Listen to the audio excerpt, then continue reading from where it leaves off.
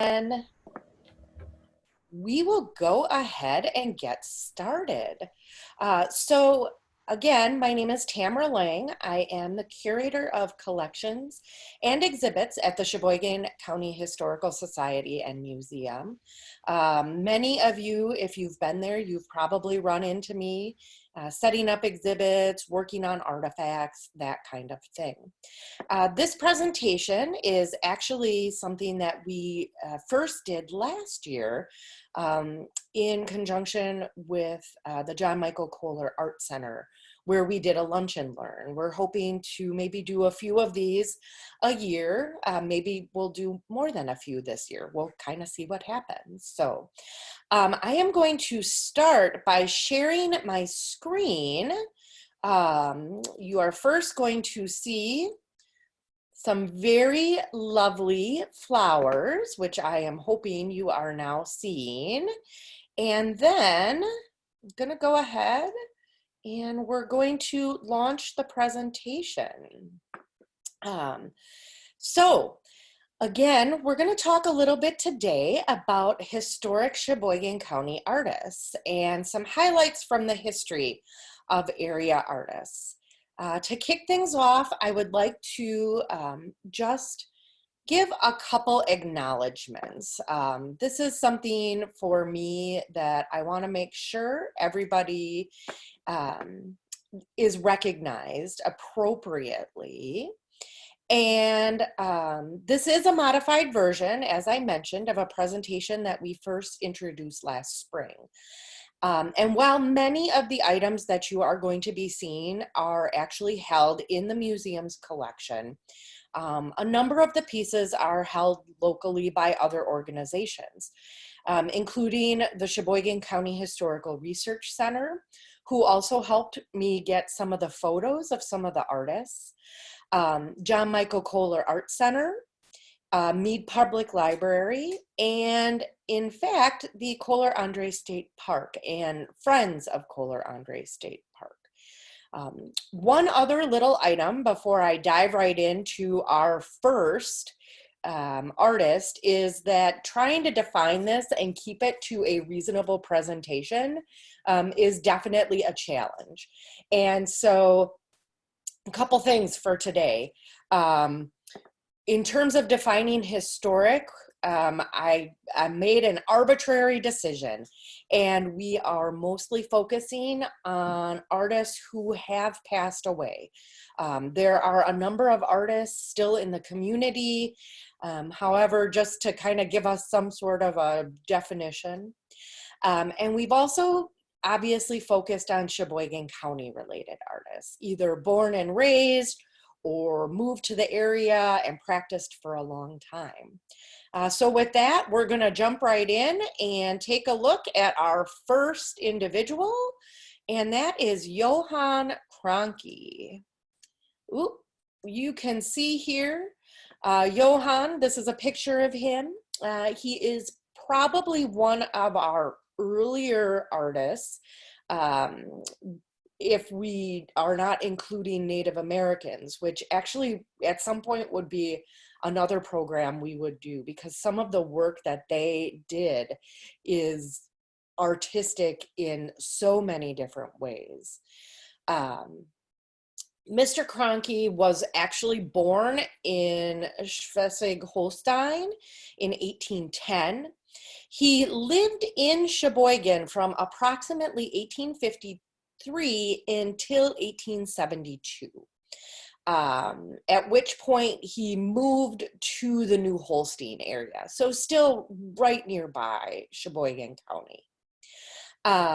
He came to the United States in either April or May of 1848, very typical of individuals from that area of what is today known as Germany. Coming to the United States. And he was married twice and actually had 15 children altogether. And while he did do a number of different things in terms of art, he actually primarily made his living as a reporter for the Wisconsin Democrat newspaper. So We're going to take a look at this piece here. It is actually hanging on the wall at the Sheboygan County Historical Research Center. It is an image, various mediums, that depicts downtown Sheboygan Falls in 1862. There are other pieces of Cronky's work in private collections that we're aware of. Additionally, based on those pieces in particular, which tend to be primarily pen and ink drawings, we do believe that there may be another piece at the museum. However, that piece is unsigned, but it does follow a lot of the formats that he is known to have done for his art. It's a pen and ink, it's a landscape of a relatively prominent feature in the county in those early days. So moving along, our next artist is A.J. Baum. And Mr. Baum was born in Cincinnati, Ohio in April of 1875. He studied at the Cincinnati Art Academy and the Art Students League in New York. This education actually led him to become an industrial designer, particularly in the furniture industry. So for those of you familiar with Sheboygan County history, it's probably not surprising that he ends up in the city of Sheboygan working for one of the furniture manufacturers that was part of the history of the area, particularly in that first half of the 20th century. Baum joins the Phoenix Chair Company in 1924, and in 1932 he becomes a designer for the American Chair Company, which is actually the image that we are now looking at. This is a pencil drawing that he did depicting the American Chair Factory. You can see those huge piles of wood, the smokestack, the water reservoir that just about every single factory had on their property. This piece in particular was donated to the museum in 2010 by Joyce Miller. Her husband, Norbert, was general manager at the factory at the time of the fire that happened at Thonay, which is actually who purchased American Chair Factory. And we really are so pleased to have this as part of the museum collection. It's a lovely framed piece that depicts one of the early and long-standing furniture manufacturers. Baum also became involved with those drawing skills in a number of other projects around Sheboygan County.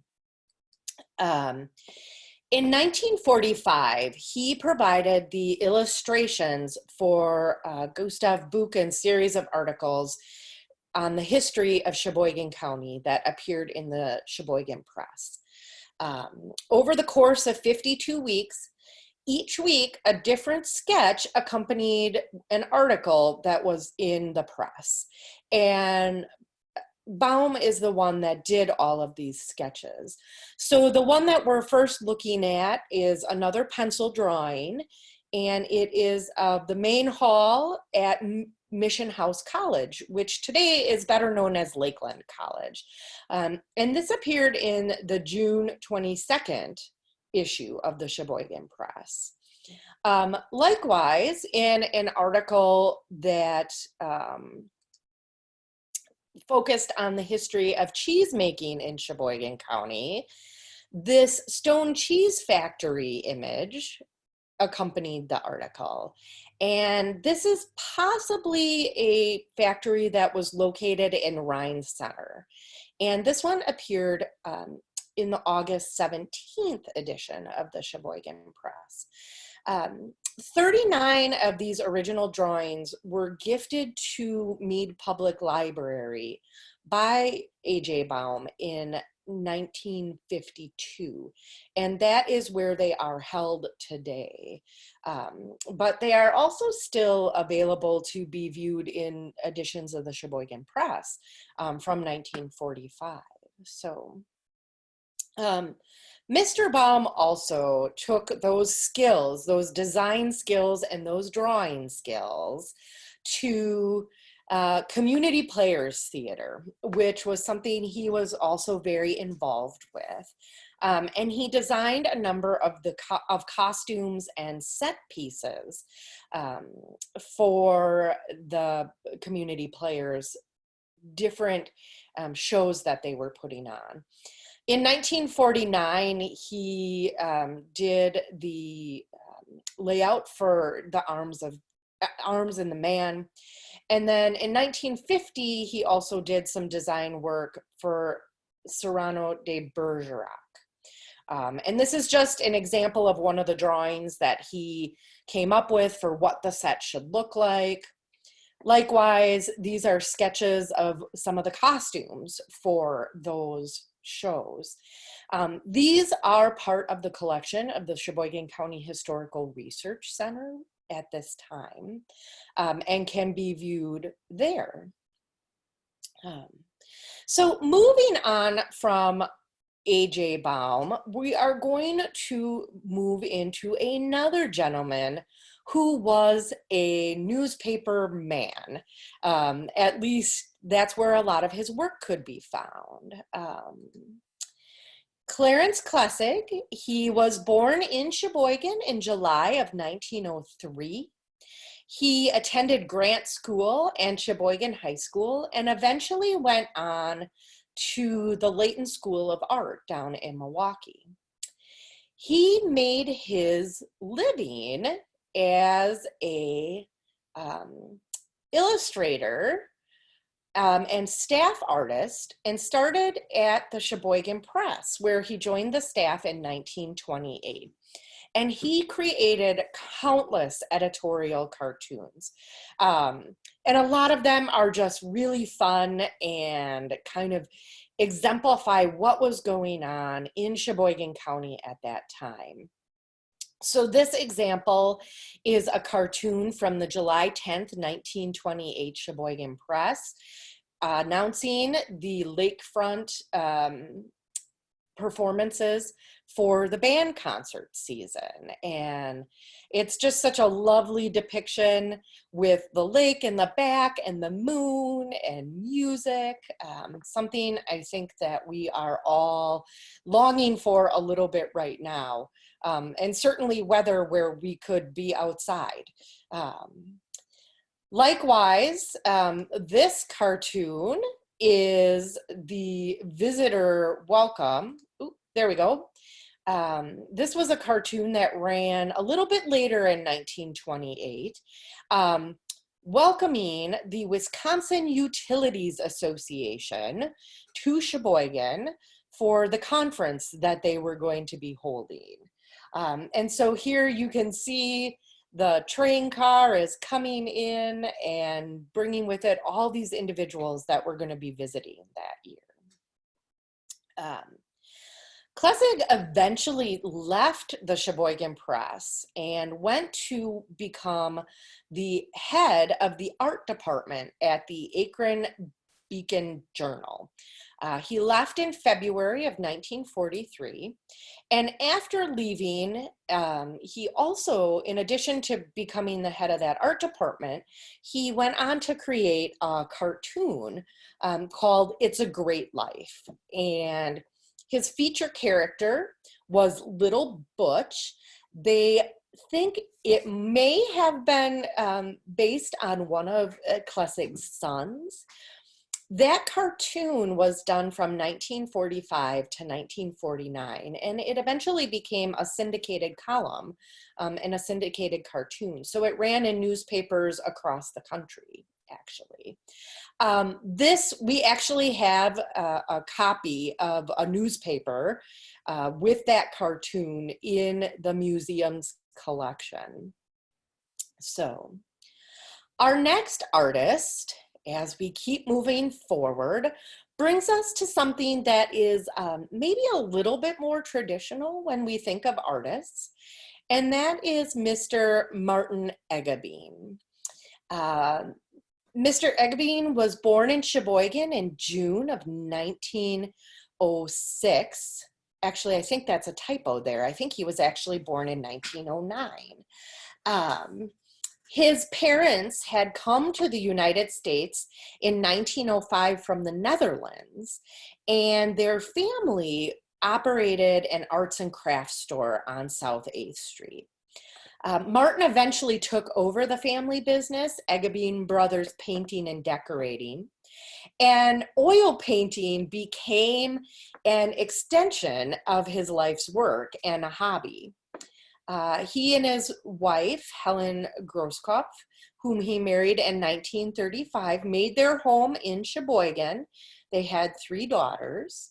And in addition to the work he did through the family business, Martin actually created a number of paintings over the years.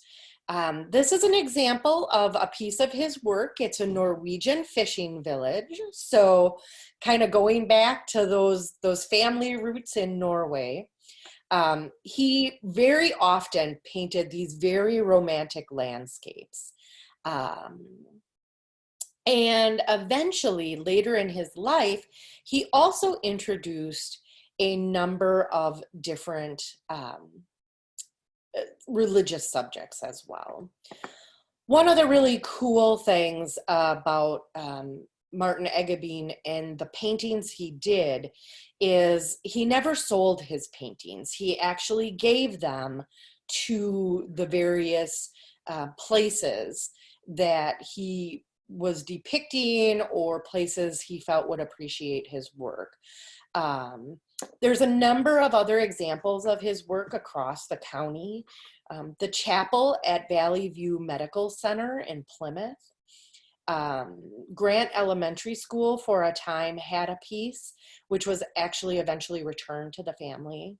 And First Presbyterian Church in Sheboygan has another piece.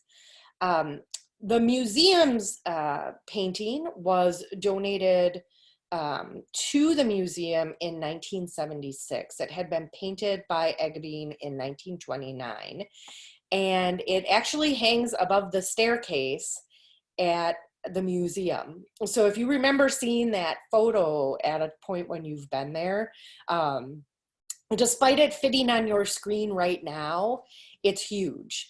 It's probably, I don't remember, I should have looked it up, but I think it's like 7 foot by 10 foot or something like that. It's a very, very large painting. So our next artist is Irene Luthky, who was born in Sheboygan in August of 1918.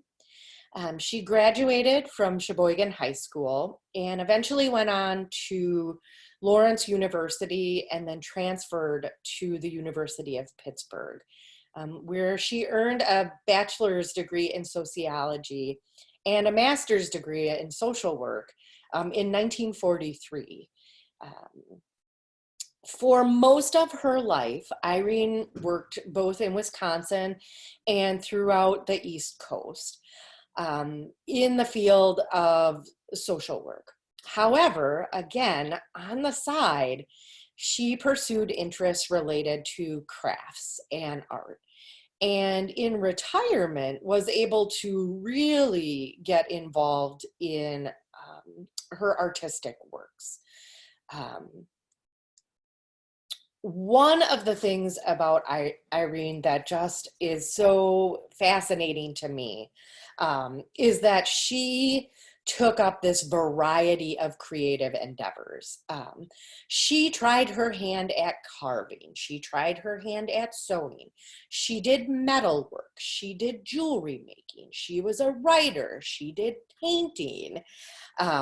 She did needlework. All of these different things.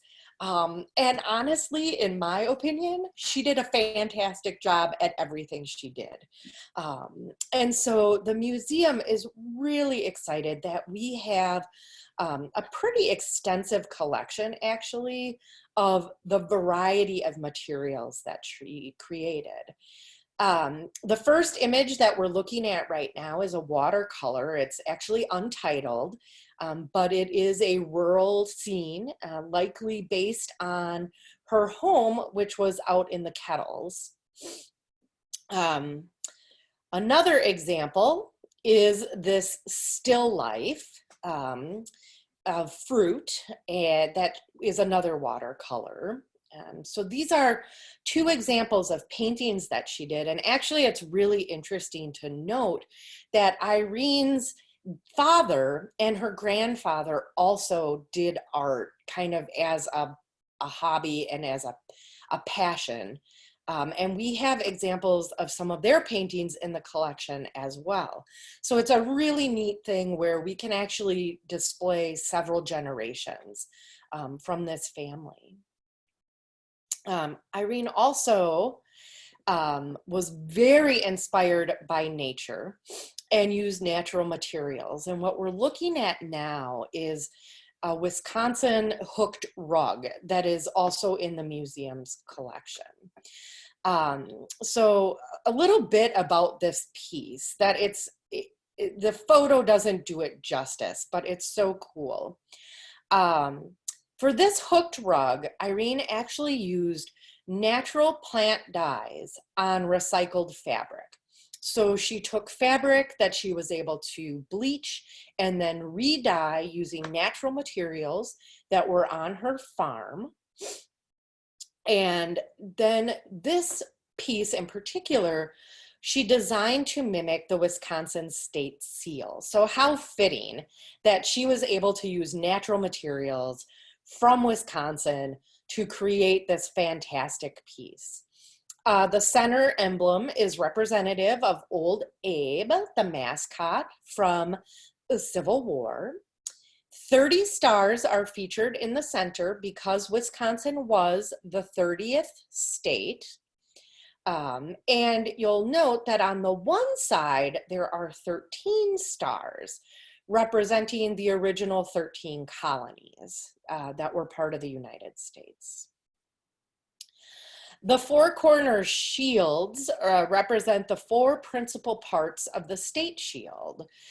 Plowshare for agriculture, which I think is kind of difficult to see in this photo. I think it cuts some of it off.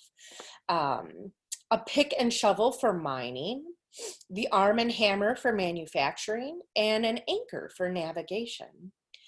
And two banners that for the state symbol, a badger and a robin as well. So this is just kind of a snapshot of this part of, this one part of this image. It's actually a little bit bigger as well. So moving on, we're going to move on to a name that is probably familiar to a lot of Sheboygan County residents, James Michael. And he actually was born in Peoria, Illinois in 1928. Following getting his education, he served in the Air Force and then did a residency, and then came in 1960 to Sheboygan to join the Sheboygan Clinic as an internal medicine doctor. So here we have another artist who, it wasn't his primary vocation, but he did a lot of art on the side. And then with Dr. Michael in particular, in retirement, he really started to pursue painting full-time and teaching as well. So here we have an example of his work. It's held at Meade Public Library. Following his retirement in 1989, he did a lot of plein air work and painting, and he really specialized in watercolor painting. So here we see an example of a boat that he painted. We also have this example of a tractor. In addition to doing his painting, he also did a lot of teaching at John Michael Kohler Art Center, the Plymouth Art Center, and the Clearing located in Ellison Bay. Perhaps most familiar to a lot of people is Dr. Michael's work that he did at Kohler Andre State Park in the Visitors Center, where he painted the beautiful mural that is located on the wall. And I just love to look at this picture right now because it's so bright, and the blue sky and the water and the trees, all things that I could use a lot more of in my life. So I forgot to mention that we're going alphabetically. So we're actually going to jump to somebody now that might be a little bit less familiar. Dorothy Brem Miller, who was born in Sheboygan in December of 1917. She graduated from Sheboygan High School and then spent a number of years at Rockford College and then the University of Wisconsin. She eventually transferred to the University of Southern California, where she earned both a bachelor's and a master's degree in fine arts from that institution. She was married twice. First in 1941 and then later to John B. Miller in April of 1953. The museum holds one piece of her work, which is actually quite nice. Miller actually gained quite a reputation in her later life, particularly in California. She was widely exhibited. Her pieces were on display during the Golden Gate Exposition and at the San Francisco Art Museum. She served for several years as an art teacher and was for a time the head of the Department of Art at Palomar College in San Diego. This piece was done in approximately 1938, and it was donated to the museum in May of 1982. It is known as Woman at Prayer. It is an oil on canvas. It's a relatively large piece. It's about 2.5 by 3.5 feet in its frame. Unfortunately, we don't have a lot of additional information regarding the donor of the piece. So another artist, another female artist actually that we have in our collection is Viola Doman. She was born in June of 1887, the daughter of Louis and Laura Gooch, and she was the youngest of their 3 children. In 1905, she went on to art school and primarily worked in oils, etchings, and watercolors. Along with doing some decorative work with furnishings. She actually did some rose mauling, as a matter of fact. In 1913, she married Fred Doman of Milwaukee, who was a wholesale druggist, and moved to the Milwaukee area. This piece is believed to be a scene in Sheboygan along the Pigeon River. And there actually was an associated picture called Morning Sunlight on the Water, which was the original image. And then Viola turned it into an evening scene, Moonlight on the Water. This was donated to the museum by Mrs. Anton Bratz Jr., who was actually the niece of the artist. Another name that might be familiar to a lot of people is George Pollard. He was born in Waldo in March of 1920. And his passion to be an artist led him into a lifetime career and prominence, particularly as a portrait artist. His wife, Nan, also seen pictured here, also had a storied career. So George actually got his start after graduating from Waldo High School. He, in 1936, as a high school junior, won a home study art course after he submitted a sketch to a magazine. Following his graduation, he went on to the Leighton School of the Art in Milwaukee, and then in 1941 enrolled in the commercial art program at the Art Institute in Pittsburgh, but ended up choosing to continue his studies at the Meissen Academy of Art in Chicago. Shortly after he completed that education in May of 1942, he enrolled as a member of the Marine Corps and was deployed overseas.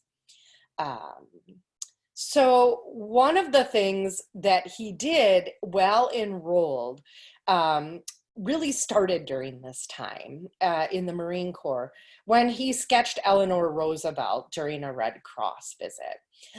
This essentially led to him becoming a staff artist for the group he was with and sketching people and scenes that were sent home to be printed in local newspapers, reporting what was going on with the war. So this is another example of something he would have sketched and then sent back to be printed in the newspaper. After Pollard returned, he continued this career with sketching and portraits, but it was a bit of a struggle for a number of years for him. He and his wife worked together and did some freelance work.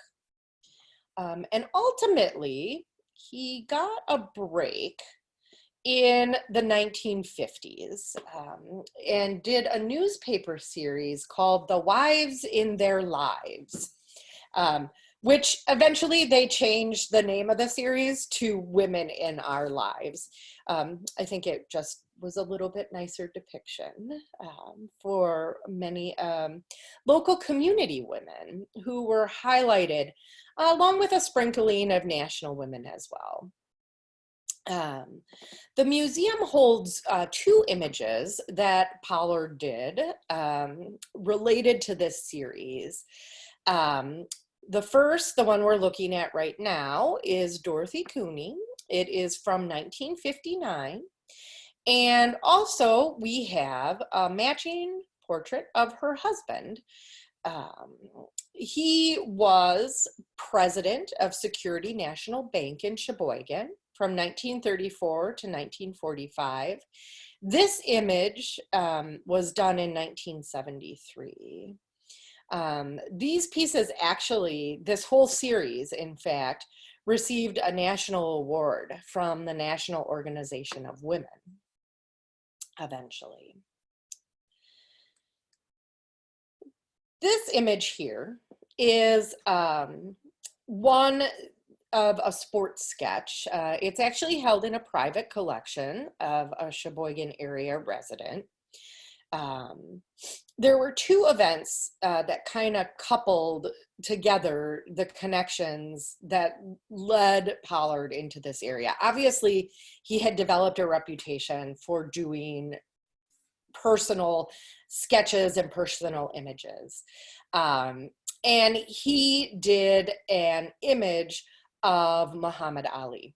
And this kind of led him down this path of doing sports sketches. So he did a lot of images that were used as promotional materials for teams. He became the official artist for the Milwaukee Bucks and the Milwaukee Brewers. And he also did a number of things for the Packers. And a lot of that work that he did was also used for fundraising efforts. And so this image here is actually sketches that were used as part of a public television fundraiser.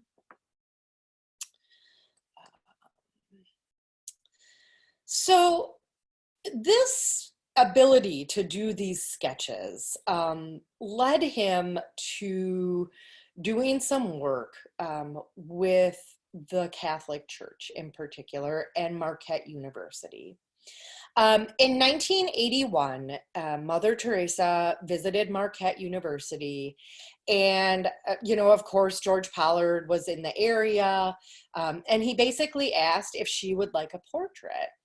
And he developed this montage sketch that was purchased by Norman Fisher, who was chairman of the Medalist Corporation Board. And they actually had it reproduced. And a copy of that ended up at the Vatican. And then that subsequently led to further commissions for George Pollard, where he sketched the cardinal, one of the cardinals who was the theologian to the Pope at that time. He did that, and then they invited him to actually do an official portrait of the Pope. And he actually received a papal medal for his work. So these are examples of the sketch of Cardinal Sciappi. And then, of course, the piece that he did for Pope John Paul II. And one of my favorite things about that is that as part of that, George Pollard said, well, how should I do this? And the response was, they just told him to paint Catholic, to just paint it Catholic. So this is part of a group of, a portfolio group of images that we have a copy of as part of the museum's collection. The Mother Teresa lithograph is on long-term loan to the museum from Raymond Piper. And then the Vatican series portfolio that includes these images was actually a gift to the museum of the artist, of George Pollard, in 2005. So we have another George Robb. This is another individual who's actually quite well known in the Wisconsin artist community as a whole. George Robb was born in Sheboygan in February of 1866. His parents, Christian Robb and Charlotte Bodie, had settled in the area. Christian Robb was a German immigrant. He was a ship owner, a merchant involved in real estate. And George Robb was the youngest of the couple's 7 children. He went on to become a relatively prominent regional artist and influence. A lot of his early work is representative of pieces and his experience. So you can see here that influence of the ship. And he actually advanced his career in 1888 when he moved to Milwaukee to seek some opportunity and training. And he enrolled in the Wisconsin Art Institute in 1890. And so many of these pieces that we have from George Robb were gifted to the museum by his niece, Helen. Another example here is of his father. In time, George Robb became a curator of the Layton Art Gallery, and then was a faculty member as well at the Wisconsin School of Art.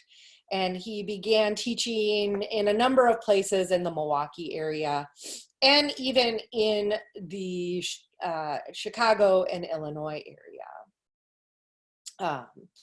So this is an image that he painted of his father. The next image is actually a block print, and this is kind of where Robb really begins to focus, starting in the late 1920s and 1930s. And the museum has a number of block prints that he did. Many of them do feature local scenes as well. So very similar to some of those early works that focused on nautical themes. Later, he is doing things that are the view of Elkhart Lake. Not many of these were actually exhibited, but they're very typical of kind of how the art world and tastes were changing in the 1920s and the 1930s. Robb maintained his connection to the Sheboygan area through his two brothers who stayed in the area. And he actually did a series of lectures for the Sheboygan Women's Club as well during this time. So this is an image that he had done of a Black River scene, a lake scene along Black River, and then another lake scene. And you can see in some cases it was simply just the block print, and then in other cases he also did some hand coloring with chalk. Two other really interesting pieces of his are in the museum collection. And these are portraits of George and Mary End. And these are actually sketches primarily. The Ends lived on 7th and Wisconsin. George End had been born in New York and settled in Sheboygan in 1854. And he had a general merchandise operation. He also served as the president of the Bank of Sheboygan and the reorganization of the Sheboygan Manufacturing Company. His wife, Anna, they were married in 1854 and they had 8 children together. So these two images belong to the family and likely hung in their home, which was the Elks Club for a number of years as well. And this will be a little bit difficult to see, but this is actually the detail of his beard. And I feel like the screen doesn't do it justice because the detail is so amazing in it. And it's just incredible. So we have another George, in fact, from the Sheboygan area. And this George was born in Sheboygan in February of 1848. There's a little bit of conflicting information about when he died. So we have settled on May 31st, 1923. His father, Klaus, and his mother, Mary, were both Germans. They settled in the area, and George was the youngest of 7 siblings. He is known for his rural landscapes, typically depicting farm scenes, pastures, animals. He worked almost exclusively in oil on canvas. And while the family moved to New York for a period of time around 1860, George's parents and youngest sister eventually returned to Sheboygan, where his father ran a grocery business. He, however, stayed in the New York area and married a New York resident, and they had 5 children. This is where he kind of made his career. although eventually he does spend a period of time working in New Orleans as well. This piece in particular was given to the Sheboygan Women's Club in 1924. And the Women's Club actually presented it to the Historical Society in 1954 as a gift, as part of the opening of the museum at the Taylor House, which is actually where it is on display at this point in time.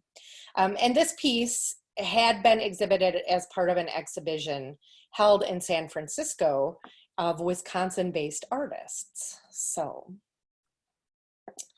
and we're gonna wrap things up today with a place that you could even go walk in our socially distant times.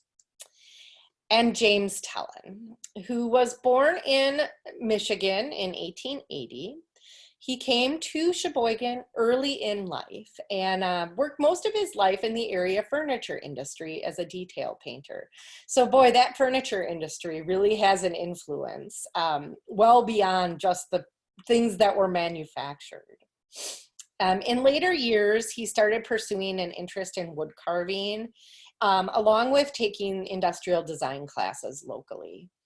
And his work can be found at what was the family's summer cottage in Black River.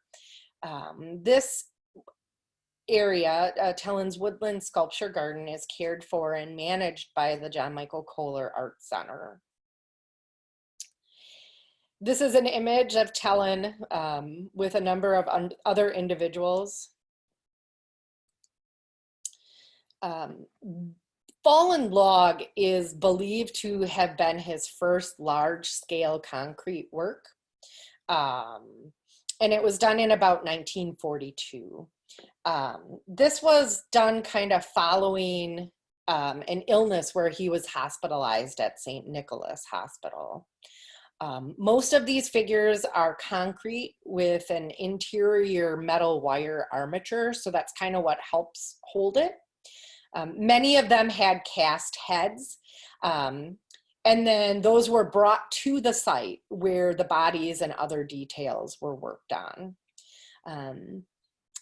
The sculptures tend to be extremely detailed and realistic, and kind of are a tribute to Tellin's artistic dedication to realism. He wanted it to appear as real as possible. Over the years, he added numerous additional concrete sculptures and tableaus, and a lot of them actually reflected his Catholic background and faith.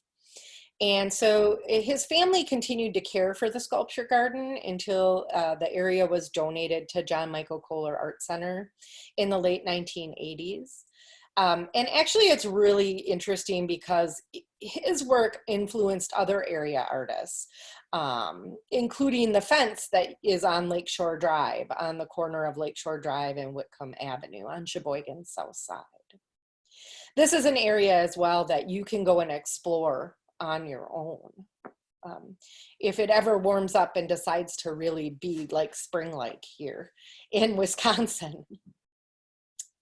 And with that, I am going to just once again give thanks to those other organizations that help us to preserve these fantastic pieces of Sheboygan County history. And thank you to everybody for tuning in today and taking part. So I will go ahead and end this. And I don't know, Chloe, did we have any questions? We do not have any questions in the chat box currently. So for those of you who are watching right now, if you do have a question, feel free to bring up the chat box. Like I said, it is located at the bottom of your screen. If you hover at the bottom there, a black bar will come up and you'll see a chat with a little word box above it. So you can click that. And then it'll open up the chat box, which will now be located on the side of your screen. And you can drop in if you have a comment or if you have a question, and then I will read that off and ask that for you to Tamara. So we'll give you a minute to drop any questions or comments in there. But I have to say, Tamara, I really liked, now I'm forgetting his name, but it was kind of, his name was a Cook, because his first name started with a C and his last name I think started with a K, but he did the Oh, cartoons. yeah, Clarence Classic. Yeah, what a great name. Yeah, Clarence Classic. yeah, I love yeah. it.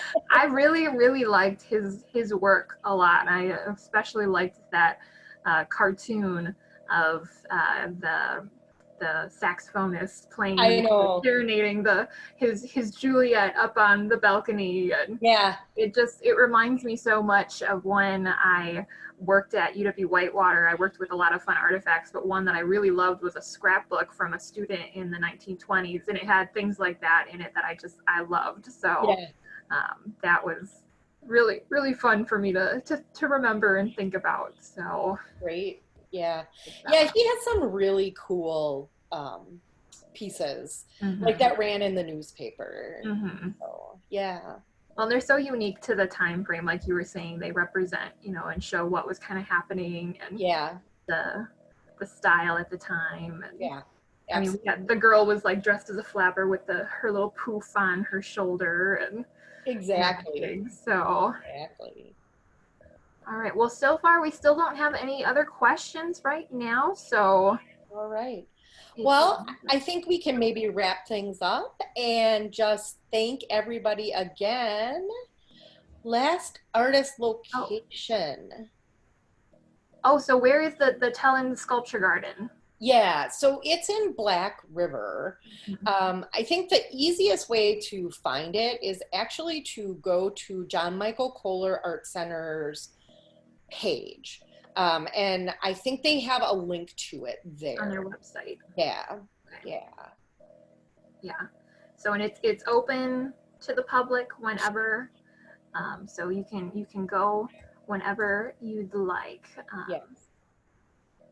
So I think that would be a fun way to get out of the house right now too. So you can go Yes. and stretch your legs, enjoy the nature, and Yep. enjoy the art around you as well. And So it's a good time to go to because the mosquitoes aren't bad yet.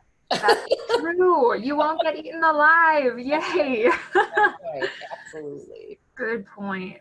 Well, Absolutely. yeah, it's so I think that's it. You're welcome, Lori. Thank you for joining us today, and we're so grateful for everyone who did join us. And again, this is being recorded, so we will be posting a video on our new YouTube channel. So be sure to find us on YouTube and like and subscribe to our channel so that you can receive updates when we post other videos. And then you can also then share the video with your friends and family so that they can also learn about the different artists that we have here from Sheboygan County historically that had a lot of influence even around the world. So Yep. it's pretty impressive actually, the talent that we had and the impact that it's had being world famous from little old Sheboygan. So well, thank you again, everyone, and we hope to see you next time. That's right.